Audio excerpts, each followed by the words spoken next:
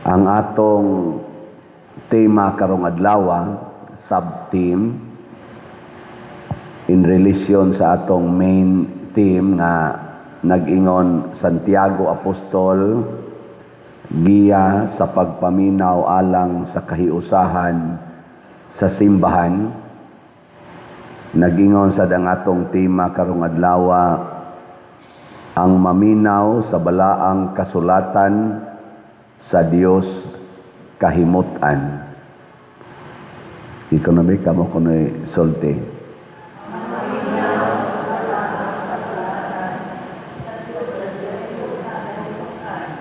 Kadtong nakalahos og sulti, gikahimutan na mos Ginoo. Kadtong way na sulti, pasabot wa mo muklarog paminaw. Sa unang pagbasa, gikiha sa Ginoo ang Israel. Nganong gikiha niya? Tungod kay sige sila gyapog simba, sige gihapon sila halad anang mga sinunog nga mga tambok sa baka, karnero, kanding o siging paaso anang insinso panahon sa ilang pagsimba. Pero wa na di ay malipay ang Ginoo nganuman. Kaya di naman sila maminaw sa pulong sa Ginoo. Maminaw naman sila sa pulong sa mga Diyos-Diyos o pulong sa mga tao nga mga negosyante, mga politicians, o uban pang mga pulong sa tao. Pero sa Ginoo, di na sila maminaw. Mao na nga gipangita sa Ginoo ang ilang katarong. Matod pas tubag nato sa Salmo. Unsa gito atong tubag Salmo? Sa matarong pakita ko ang makaluluwas nga gahom sa Dios. Nya kinsa maning matarong, matod pas unang pagbasa, kinsa man ang maayo, unsa may tan-aw sa Ginoong maayo, dili ng mga halad. Ingon siya dire, gipakita niya kanimo o tao unsa ang maayo. Ang ang gipaabot sa Ginoo kanimo mao ang pagbuhat sa kaangayan, justice, sa pagpakita sa makanunayong gugma, constant love, ug sa pagkinabuhi diha sa mapaubsanong pakiguban sa Ginoo, humble following of God, humble obedience. Mao na siya gipangita sa Ginoo ang justice, love, and humility. Lingiyay mong tupad ingna naa ka anak. Ingna ba? Ingna naa ba ka anak? Naawa. Kinsay mo ingon dinhi, Pader, sud sa buwan sa Hulyo, wa na jud ko makayaw-yaw, makapangasaba didto sa among balay. Tasa nga mo? Wow, naay tulo ka buok, upat. Nya kamong uban, unsa man day mo? Ngasaba, yaw-yaw. Nya hay naman tong constant love. Wag tang.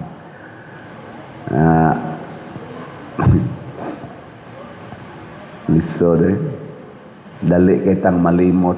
Mo nang gipahinumduman sa Ginoo, hinumdumi nga ako'y nagkuha kaninyo sa Ehipto. Ako ang nagluwas kaninyo sa kaulipnan. Ako'y nagpadala kang Moises, kang Aaron, kang Miriam. Mo pinumduman ta ba? Unsa sa kay pahinumdum sa Ginoo sa ato mga politicians, hinumdumi nga ako'y nagpadaog nimo sa eleksyon. Di ba? Ako'y naghatag nimo partner sa unit team pamuato. Aron mahimo mong humot sa mga tao. Kay guwap atong unit team, Maglisod gyud kag daog. Unya sige mog simbas una, then mog offer dito sa mga simbahan. Ako'y naghatag ninyo mga pari para mumisa. Mga obispo pa inyong, kardinal pa inyong ipang-imbitar niya, post dayon social media. Ano na, gamiton mo dayon ang tanang sektor.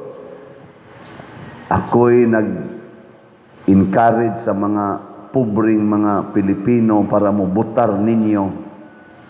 Nya karon inyo lang ipabanla sa baha, inyo lang kawatan sa ilang budget unta para sa PhilHealth. Hastang ilang mga anak din kay eskwela tarong kay ang budget para sa classroom inyo ng kawaton pilasad ka bilyon. Ang imong partner sa UNAS Uniteam imo nang ipa-impeach karon.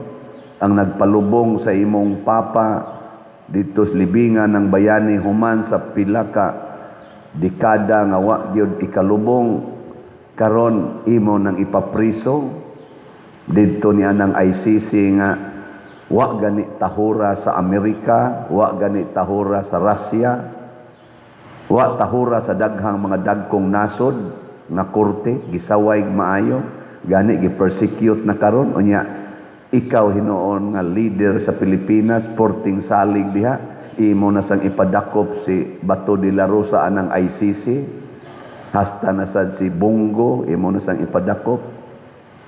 Nga sa una maunay nagsuporta nimo mga tawhana kay nakigi-unite kas mga Duterte, mga inana tingali ba. Sige, ari na sa tas atong lokal. Ako'y nag-ordain nimo pagkapari, nya mohunong kag baligya og raffle ticket. Padayon diha. Itaw mo aksyon na biyata kog hunong kapoy baligya ning. Kana ba mag-expect ta ba nga daghan bitaw mo palit niya gamay ra bitaw makakapoy No, makakapoy pero ingnom sa kus Ginoo ay uwaw-uwaw diha pamaligya. Adlok ka diha baligya. Nga baligya lang yun. Siging bit-bit anang akong ikubag, buling na naman ng sugod. Siging bit-bit anang ikubag, daan ng ticket. Dagan pag ukitag atong halin, 46,225. Pero pakpakan na ito, niabot na tag 46. Pero ang atong gibaligya, 250,000 ka tickets. Wapagay mahurot ang 50,000. So naapay 204 more or less 204,000 nga pamahalin niya karon na ning Sabado 5 na lang ka adlaw mahurot pa ka ng 204,000 zaman di na pero mahurot ba yan na kung doon na gitay pagsunod sa Ginoo kung mahimot ang sana makiangayon mahimot ang mahigugmaon o sa tong usa mapaubsanon. Kana bang kamaotang maminaw sa pulong sa Ginoo. Tanawa diri sa atong ebanghelyo. Nasuko ang Ginoo kay nangayo silag milagro. Yung Ginoo di kumuhatag ninyo og milagro. Katud ang iyang pag-ayo sa mga masakiton, katong pagpabuhi niya sa minatay, kadtong pag mga bungol, makabati, mga bakol, makalakaw, kadtong pagpapahawa niya giyawa para di es Ginoo, para ni Hesus, dili to milagro mga igsoon. Kita mo tan-aw na milagro, pero di to milagro. Unsa man to? Ordinary power of the Son of God. Ordinaryong gahom. Normal nga gahom sa anak sa Dios. Lingay mong tupad, ing anak ka sa Dios. Ing anak ka sa Dios. Kinsa ninyo dinhi ang mo-claim nga ako, Father, anak ko sa Dios. Tasa ka mo. Ang di mo isa anak siyawa. Sige na. Anak sa Dios. O, kitang tanan nga ni Isa sa kamot na atay normal power isipari, propeta, ug hari. Kana, namatod pang San Pablo sa iyang mga sulat, kadtong espiritu nga nagbanhaw ni Hesus ug nagpalingkod niya karon sa tuo sa Amahan, maura sadtong espirituha ang ania kanato nga nagsunod sa atong Amahan. Pasabot kadtong gahuma nga naghatag niya atong iyang tanang gibuhat naa sad na nato. Mao bitaw si Santiago Apostol nakahimo sa nigdaghan kaayong mga healing, papahawa sa mga yawa. Ang mga apostoles, hasta sila si San Roque, nakahimo ni ana. Antod gani Bishop Chupilo Kamumot, wa pa man na ma-declare nga santo. Daghan kaayong mga healing claims nga healing, although inig-verify lang sa atong technical nga side sa mga theologians, sa mga medical people, dili kapasar ang mao mga claim, pero gi-claim ginas mga tao. Kadto lang ko nung nilabang sila mo, isa man taga-testimonya ato. Naabay ngadto sila bukid kuno ba nya mulabang sila atong sapa. Niya nay mga bungas bayabas, mao tingin ito, mga nang istorya, bungas bayabas. Ang mga katikista nga kuyog niya ug uban pang ni kuyog padong to sa kapilya, manguha ta sila sa bayabas niya kay mga putot pa mang uban kanang pa mahinog ba. So uy kaanugon wala pa mahinog. Lakaw lang sila ngadto kuno. Labang sila sa sapa. Man katikay sila didto. Pagbalik kuno nila pulos naman kuno hinog ang kon bayabas. Pulos na hinog. Purti kuno nilang pangaon pero nalimot na lang sad sila nga pag-agi dai nila mga putot pa to. Pag ingo pa kuno bisap mo sige pangaon na mo. Bayabas hinog na. Wa man mo malipay. Normal ra na. Di na siya milagro kanang inana. Kanang maglakaw ka nga mag-wheelchair. Adto ka nga tos usa ka adto ba kag Simala, adto ba kag Santo Niño, adto ba kag San Vicente, mo ari ba ka diri Santiago. Nya human makalakaw ka para ni Hesus dili na milagro. Bunga ra na sa gugma ka mapaubsanon o ka mapasayloon sa Ginoo. Maubitan na inigdool ato mga sanlahon hasta to mga bakol unsa may isulti ni Kristo. Kato mga paralyzed gipasaylo na ang imong mga sala. Mao may una niya isulti. Dili man milagro, milagrohan ti ka. Dili man. Mao naningos Kristo ay mo pagitag milagro. Buhata noon ninyo ang sugo sa Ginoo. Ang gisugo sa Ginoo. Mo nang iyang gihisgutan si Hunas. Ni sabsudyaan gid mo ni taga Ninibe kay nituman sila sa pulong sa Dios nga gisangyaw ni Hunas.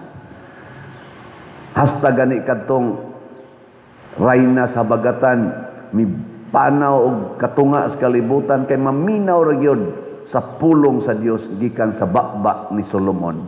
Nya ningon ni siya, timan dinhi ani ay labaw pa kang Hunas og ni Solomon.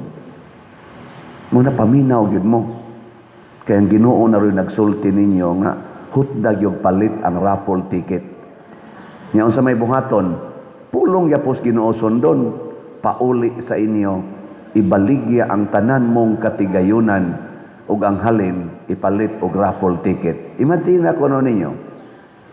Kitang tanan din hirong nanimba. Kita lang usa ug kana rong naminaw diha sa atong online mass. Ibaligya lang kuno ninyo tanan yung refrigerator, TV, sakyanan. Aylan ng cellphone kay mo communicate pa man mo. Kanang laptop pwede ra nagibaligya. No, kana lang usang upat. Unsa to? TV, refrigerator, sakyanan o laptop. Nya ang halin ipalit og raffle ticket. Ikaugma or sunod karong Sabado unsa kay mahitabo?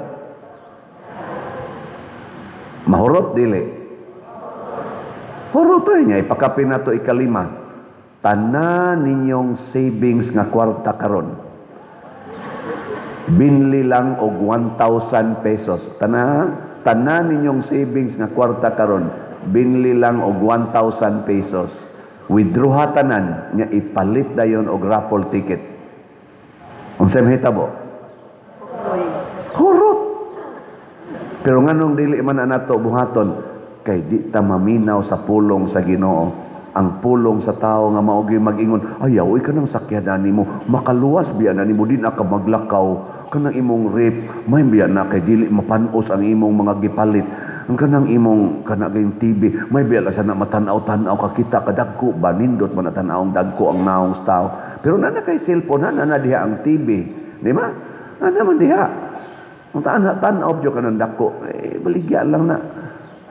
Nya dayon moingon sa dayon sila nga ayaw ka nang imong savings for your future baya na, for your future. Sa to pa ang Ginoo na di dili na din nimo future, ang simbahan di dili na di to secure your future, ang imo na di savings. Mo lay gisaway ni Hesus pagkadautan.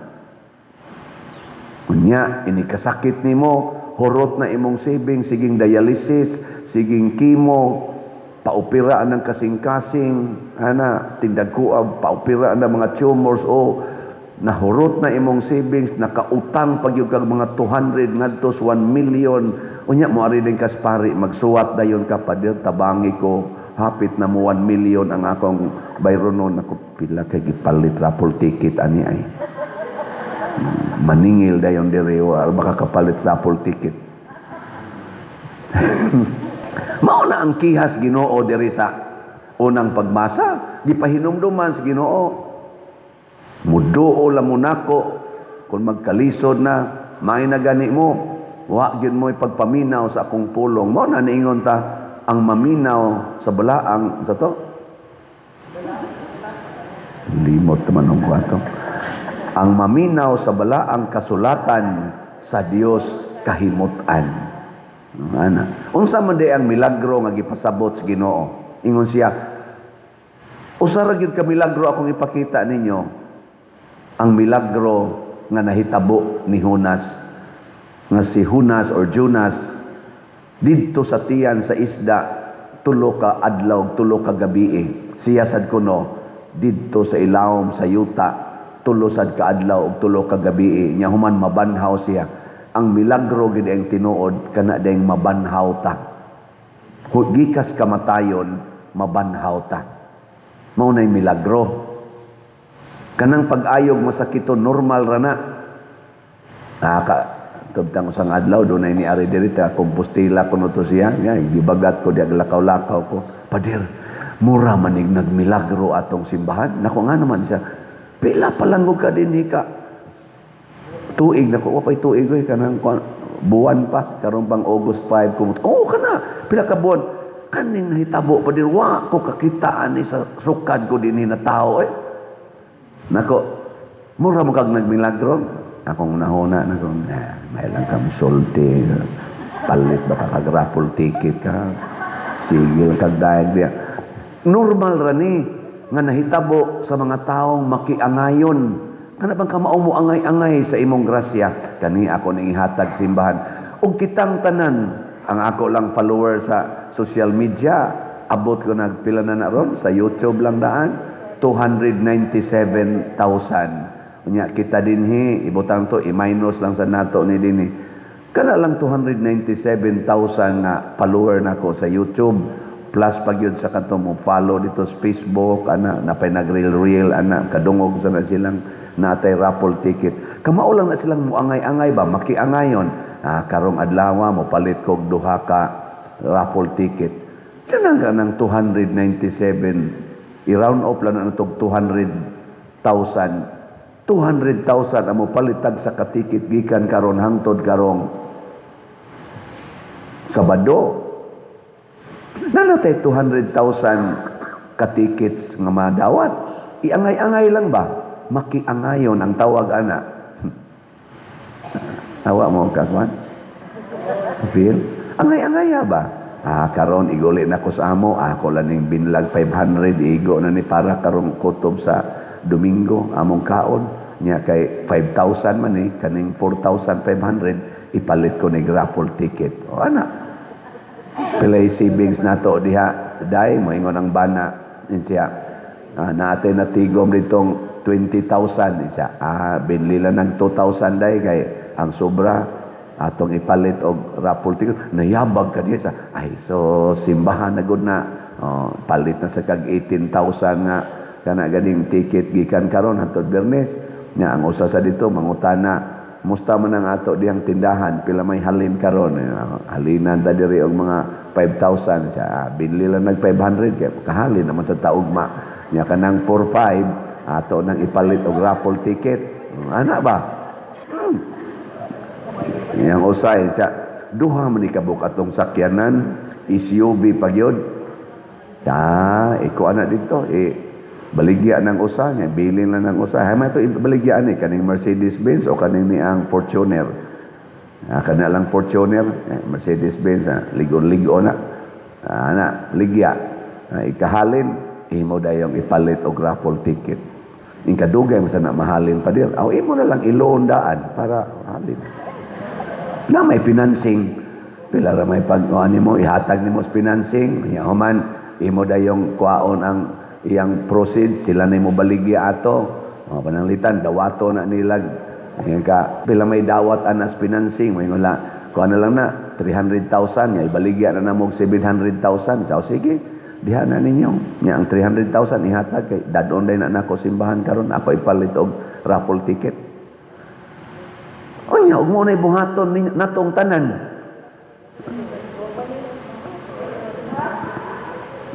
Maunay gitawag og normal pa na, ha? Normal pa na ang pagkamahigugmaon sa Ginoo. Normal pa na para sa Ginoo. Di pa na milagro. Pero igtanaw na to nga mahurot ning 200,000 ka tickets. Makain ko, hala, nagmilagro. Pero atong kapilinya, ako lang hisgutan, si Mama Mary, ato masana din hingkoan. Segunda patron. Katong kapilinya ba di Fatima. Giduol ko ni Bishop Ruben Labajo May 2021. Nako na pa may fundraising. Ano man yung taga-kuan? Kami adto. Na pa may fundraising Monsignor pa man to siya ato. Murag karon pagitingali ng July. Ang July ito. Ingon ni siya nga para retablo ba 2.5 million. Isa sige lang, willing to wait may Padre siyan. Pagka July, end of July, nahurot na-raise na to namong para sa retablo. Pagka August 8, 2021, nisugod ko raised adtong to ang kapilinya di Fatima. Ang among erased nga kwarta, 30 million. Nisugod ko, close among fundraising, focus taron sa pagtabang sa kapilinya di Fatima. Pagka October 2, gikan August 8 niya October 2 na-remit nako ang katapusan namong kolekta og naka-raise nami sa 30 million. August 8 to October 2, September, October, wa kabot og 2 months. Nya pag konsekrasyon na sad. Konsekrasyon April 4, 2022, giingnan na sa kong Monsignor Ruben pagka January 13, Brother Sian, ikaw gyapoy mag-raise sa 10 million nga budget, ha? Nako, uy, ato sa tong kwentahon tong 30 million aka ng Monsignor, nahuroton, ayaw na to, para mo to construction, kani para na sa ni consecration. Na mo to nga, nisugod na sa mig January 19, 2022, pagka March 13, na-raise na sa namo ang 10 million para sa consecration. Kutob sa nipakpak, musunod tas akong gisulti, ha? Sige na.